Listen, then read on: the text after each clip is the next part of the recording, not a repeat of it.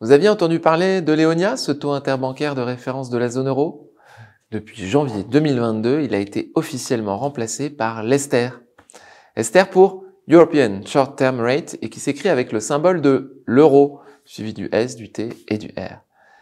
Calculé par la Banque Centrale Européenne, l'ESTER détermine à quel taux d'intérêt les établissements bancaires peuvent s'échanger entre eux des actifs financiers en euros non garantis au jour le jour. De son côté, l'Euribor est un taux interbancaire de référence utilisé en zone euro pour des échéances plus longues, entre une semaine et un an. Mais revenons à l'ESTER.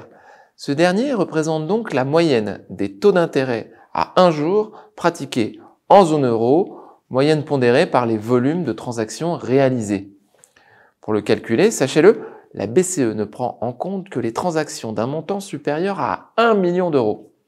Elle se fonde sur les données récoltées auprès de 52 établissements bancaires répartis dans 10 pays. C'est mieux que pour le taux précédent l'EONIA. Ce dernier n'était calculé qu'en compilant les données de 28 banques situées dans 6 pays différents. Les données sont obtenues directement sur la base des transactions réalisées la veille sur la plateforme de paiement Target 2. Cette plateforme est utilisée par les banques de l'Union européenne pour transférer des fonds entre elles et en temps réel.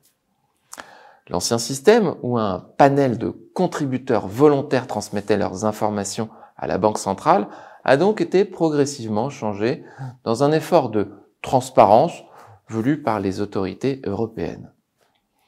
Une fois les données récoltées sur Target 2, l'ESTER est publié à J+1 à 8h, heure de Paris. Quel intérêt pour les particuliers, me direz-vous? Quel intérêt? Eh bien, c'est l'ESTER qui est pris en compte pour déterminer le niveau des taux d'intérêt des principaux produits bancaires disponibles et des crédits. Ainsi, depuis février 2021, Bercy s'appuie en partie sur l'ESTER pour déterminer la rémunération du livret A et des autres livrets réglementés par l'État.